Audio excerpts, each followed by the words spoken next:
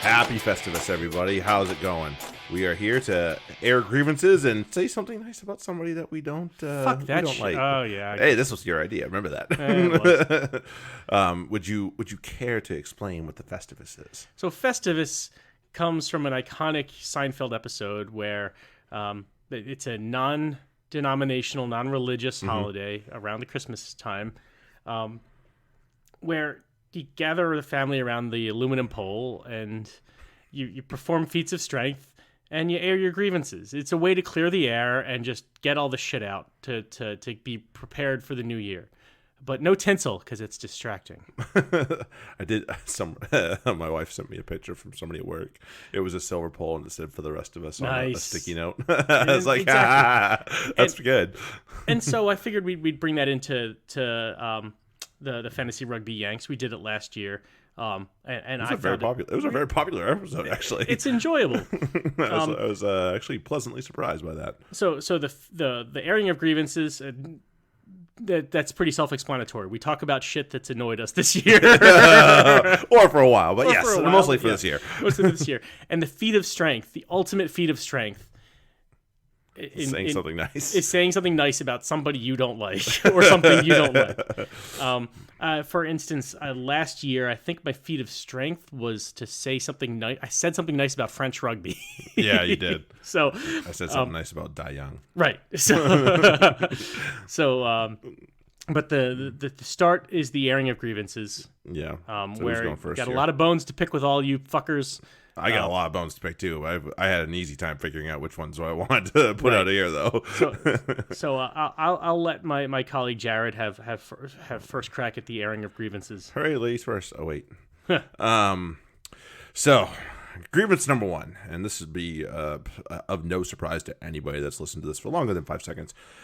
We have got some terrible rugby carrying services over here in the United States, and I am just fed up with it. Like the amount of money that is forked over by those of us that are, and just the rugby loving public of the United States, and these are loyal rugby fans that are like, I really want to watch the rugby, so I'll bite the bullet and get this service. But the level of which the service has been provided, especially by two services that come off the top of my head, NBC Sports and Flow Rugby, the level is just so piss poor in terms of just simple stuff like, and we talked about like NBC Sports doesn't have halftime shows, and oftentimes they're missing the referee mic, which is really fucking annoying. And it's like, can I hear what the hell this guy's fucking saying? Because it's helpful to know why things are going on. Rugby players like that stuff. Yeah. I don't know if you notice. And even if you want to watch the replay on NBC Sports, they'd like start it like 2 seconds before kickoff. Yeah. So you don't get any of you do get a little bit of the lineups. Sometimes it's just like, oh, there you go. We're kicking off. Let's go. Yeah.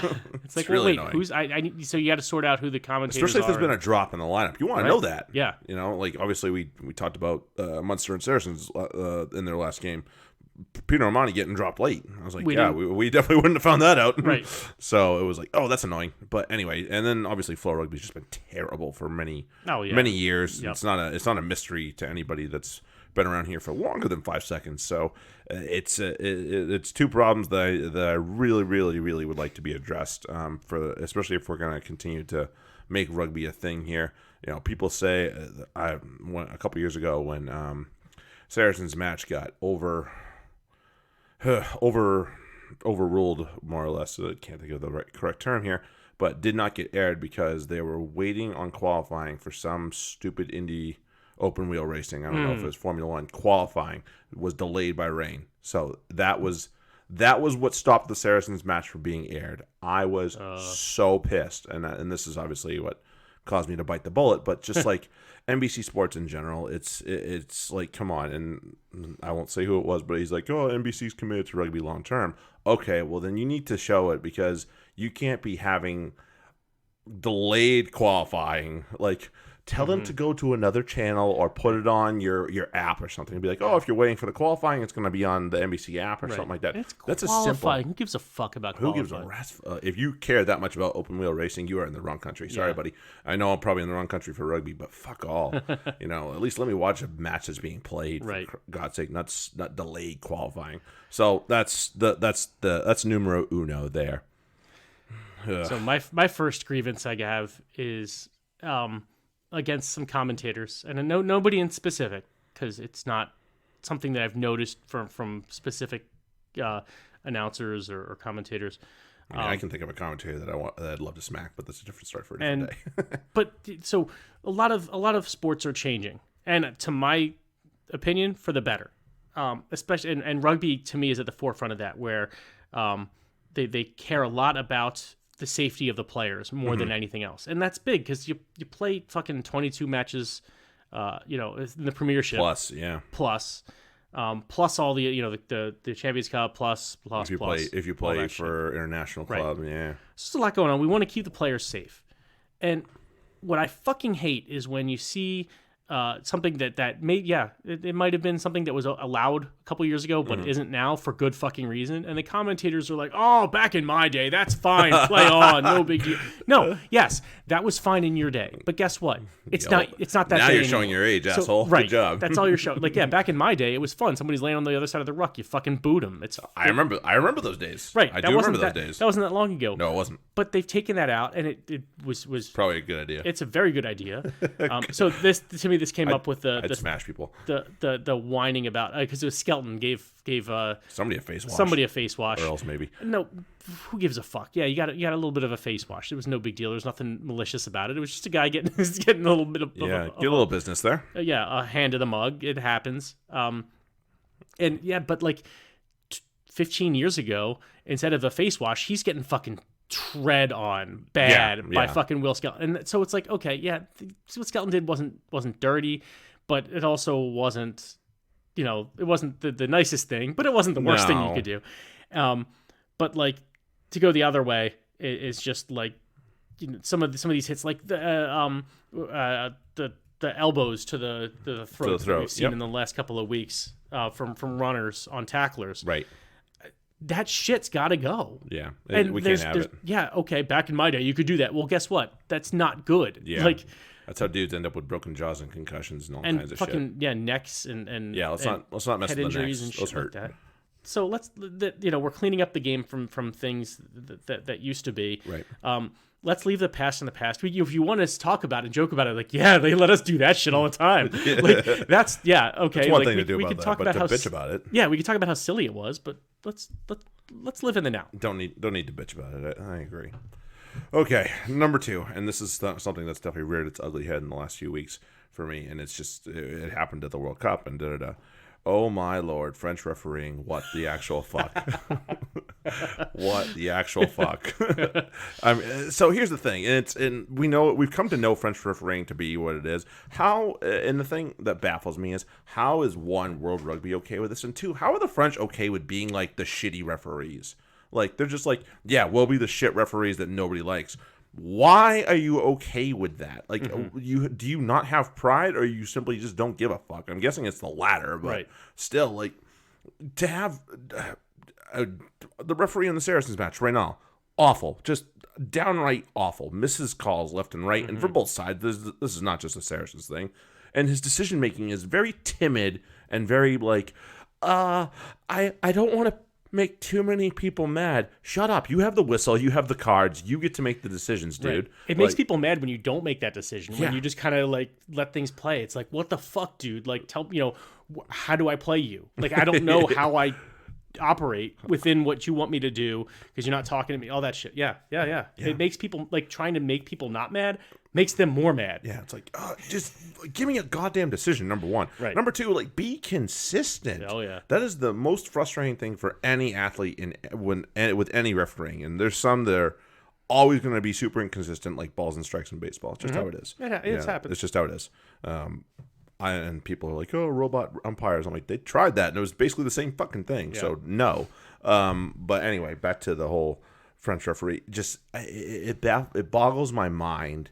why World Rugby and European Rugby are okay with them to continue to be just complete garbage in terms of refereeing and just to be a complete lottery in terms of, especially the breakdown. Like I said with Roman Plot, just an absolute lottery at the breakdown. No idea how it's going to be called. And we talked about Garces is very bad about like having the field tilted to one side for a half at a time. And it's like, that's not how it works. Right. It's not. No, you're supposed to referee as you see it. And obviously there's a point where any referee is going to have a picture painted to a certain point, but they don't get that way. They start out that way. They're that way from the word go. They're not that way, after a while. They are as that right from get-go. Right. So just French rugby and French refereeing, Europe, World Rugby, just smack somebody and friggin' start, slapping some bitches. At least stop rewarding them for it. Yeah, don't give them a goddamn final. Right. Garces has gotten, Garces wasn't awful, but he's gotten 2 big finals in the last year. I don't think he deserved those, especially the World Cup final. I think there were 5 other guys I would rather have in there besides him. So knock it off. On to my second and final grievance. USA Rugby. Oh boy, here we go. I was wondering if we were going to get to this can of worms. How long do we have? Yeah. They have no fucking clue what they're doing. No, from on any level. Yeah, seems like it. They don't like, and actually we're seeing it. So my wife, who is a college coach, is seeing it, and she's coach of a small college with a fairly storied tradition. So that's kind of cool. But they're still kind of in the National Small College Association. Yep. They're increasingly moving away from USA Rugby, so they're not sipping players. So USA Rugby is talking about how we're not having as many sipped players and this and that. But a lot of high school and college teams are now moving away from the USA Rugby umbrella and kind of making their own federation of it. Oh, that's interesting. Right, because USA Rugby has no fucking clue what they're doing. No, I agree. But if we can get away from that, that'd be great. It's such a top-down approach that they have, and as far as they want to look good on the international scene, and that's fine. I love it. I love especially the seven. Our 2 sevens programs, the men's and women's, are fantastic. Right. Well, yeah, for sevens. But the problem is it doesn't translate to 15s. And actually the women's 15s team is pretty fucking good. They've gotten better. Yeah. They've gotten a lot better, but that's also because the women's game is still emerging. So we're at the forefront of that. Yeah. So good for them. But from the men's side of it, they want names. They want these they want stud players, and no matter where they come from, whether they know rugby, and they just don't know how to teach players rugby, because part of it is that they maintain that football mindset, and I think that's kind of where we still are, where I get the ball and I run until I'm tackled, rather than, hey, I get the ball and I got 5 guys outside me or 5 people outside me. Might be time to shift it, and maybe I shift it, and I want to use all 6 of us. Yeah. Agreed. I don't want to just run until I'm tackled, because that makes it so much fucking easier on the defense. But they want the players who get that ball and they tote that rock and they put it over the line. And it's like, that's not how rugby works. Nope. But they want that, they want so they'll throw a bunch of money and stuff and resources at developing some of these, the next big thing, rather than just developing players overall and taking the best of a whole slew of players that actually play with each other. So 15 is one, man. They're spending so much money on these camps and these different groups, like the ARPTs, the American Rugby Pro Training Center, which I'm assuming is USA Rugby funded. It's at least on some level. Yep. And all we get out of that is garbage. When they go to play like national sevens tournaments, I don't think they play 15s at all. They get fucking housed. And it's like, well, what good are you? How can you? These are pro athletes, and they don't know how to play rugby. No, they don't. And it's like, how can you be a professional rugby player and not know how to play the game? Yeah, kind of gotta understand the rules. And going back to your last bone to pick, guess who we're USA Rugby partners with? I know. The fucking French. Me. So no wonder we get shit referees and shit coaches and shit players, because they're only thinking about themselves. The referees really need to do a better job of talking to players. Same thing as the French referees. Our referees need to just tell the players what they're playing and what conditions they're playing in, and don't blow the whistle as soon as you see an infraction. Like, they don't know how to play it. There's a thing called advantage. Right. Or just tell a player if a player doesn't know what they're doing and they have their hand in the ruck, just tell them, get your hands out of the ruck. Yeah. And in my experience as a referee, 9 times out of 10, guess what they do? Get their hands on Get the their damn hands rock. out. And then the one player who doesn't, then you're like, okay, That's a well, penalty. now it's now you go to advantage. And then, unless it's egregious or whatever, and then you go to, I want to keep that game moving. They just want to call the penalty and do that. And it's like, can you just, like, first off, that infraction wasn't that serious. You didn't really need to call the penalty immediately. The least you could have done is given an advantage or play it out. or warning or something to let the player know that they're doing something wrong. But they don't. They go right to the whistle. Yeah. And then the coaches, again, it's that same football mindset of let's go out and beat the shit out of this other team. Like, no. Even in football, that doesn't work. So No, it doesn't. Like, we need to have more resources into teaching the players, the coaches, and the referees how the sport works. Because I've done pretty much as much training as you can do. Right. Formally with USA Rugby. It's almost not worth it. And it doesn't really teach you much of anything. Mm-hmm. No, I agree with that for sure.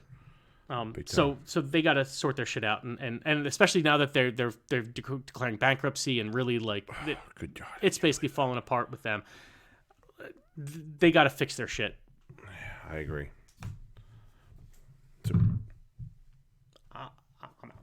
Okay. You can keep going. Okay. I thought of 2. If you have additional grievances, No, you're more than welcome. no, it was where we are. An honorable mention to Sure. stupid people that gripe about stupid shit that they think when they think nothing's been done wrong about their team.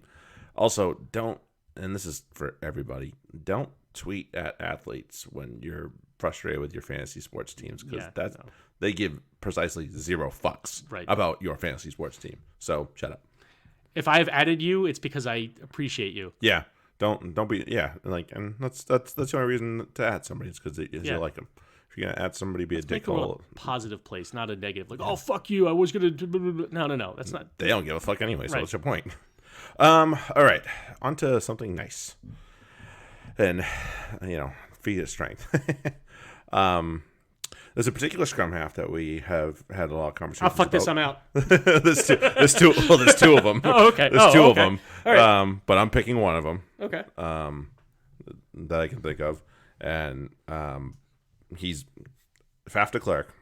Nah, fuck this, I'm out. I know, right? Listen, this is a feat of strength. This is your feat of strength. This is a feat of strength here, okay? I'm trying. I'm praying for you, bud. He's won a World Cup. He's been on a World Cup team, and he looks fantastic in budgies, in his South African budgies at least. Fuck, all that is true. So you got to give him. I'll give him that at least. Right. So he's a pretty man. Yeah, and he's what do we say? He's like a cross between Jamie and Tyrion. Yeah. So he's not the worst looking man, and he's won a World Cup for his country, which is in desperate need of some uplifting. So I'll give him that, and I'll give him the fact that he was the starting scrum half for said team, and he looks pretty damn good in his South African budgies. Wow. So I'll give him that one. Wow. That is an impressive feat of strength. I can't beat that feat of strength. I can't, because that's just too much. But I'll give my own to somebody that fuck, for as long as I can remember watching rugby on the internet, on the TVs and whatnot, and the interwebs. There's been one particular announcer who you just, every time he says something, you're just like, shut the fuck up. I know who this is, I think. But lately, I find myself nodding to some of the things he's saying and being less annoyed by the things that he said. Like, even when he's right for the wrong reasons, I'm like, you know what? Fuck it, whatever. Austin Healy. Okay. Yeah, I know. That's right. You did nod a couple times the other week. I have a couple times. So I'm going with this officially and saying, you know what? The guy isn't wrong all the time, and he can continue talking for the next. No, but he's got his privileges still this year. He's getting better, and he is kind of one of those back in my day. So that does apply to him sometimes. Yes. And like I said, even when he's right for the wrong reasons. So like he whines about the prevalence of box kicks, and he's like, it's just so boring. And it's like, well, yes, it's boring. I agree. And the caterpillar rucks. First off, they don't take that much time to set up, so it's not like they're taking a minute. It might be like 10, 15 seconds. And, right. Sometimes now the referees are getting ahead of that and saying play it even before they're really forming the caterpillar. So they got to. So when it gets there, they have to get rid of it. Right. So they pull that ball out and they kick it, and it's off. Mm-hmm. He's wrong. I mean, yes, it's boring. He's right that it's boring, but he's wrong. That's why they should stop doing it. They should stop doing it because they're giving away an opportunity to play their own ball. Like you see a lot of what happens at the Champions Cup. We talked about that. Which match was it? The is it one of yours? Fuck. The two French sides. Montpellier and Toulouse. About how it was ballsy of Toulouse to run it out from their own end, but we've seen that end in tries a couple times. The Saints did it too in their first Champions Cup match, where they're just play it from your own end, see what the fuck happens, and maybe good things might happen. Rather than if you're doing a box kick to try to reclaim that ball, okay, fine. Okay. But the box kick one way, then the box kick the other, then the box kick that. Yeah, it's that like gets annoying. that does get boring. But it's also you're just fucking wasting a possession. Play with the ball. Try to do something like play rugby. And so that's that. Is it Steve Carell meme? No. Yeah. Stop kicking. Right. So he's right. It gets boring when they do it too much. But they shouldn't stop doing it. They shouldn't take it out of the game. They shouldn't. I would like for them to take the caterpillar ruck out. Whatever. I think he bitches about that too much, but it is what it is. But again, he's shown a lot more insight recently than he has in the past, and he's being a lot less of a knob. So I will give Austin Healy some credit for some quality announcer chops he's showing. There you go. Isn't that nice of you to say? All right, we have grievances aired, and our nice things have been said about people we don't like. Feats of strength shown. That was tough. Yeah. So when you're all sitting around with the family that you want to punch in the face, remember your feat of strength and do your best. Until then, make sure that you guys are hanging out with us on Apple Podcasts, Spotify, Google Play, and tune in and catch us on the other side of the Christmas here. And everybody have a Merry Christmas and a Happy Hanukkah, Happy Kwanzaa, so on and so forth. Again, if I missed one, sorry. You missed Happy Festivus. Happy Festivus. Duh. And Happy New Year. Happy Festivus for the rest of us. Happy New Year, everybody. Have a good one. Cheers. Later.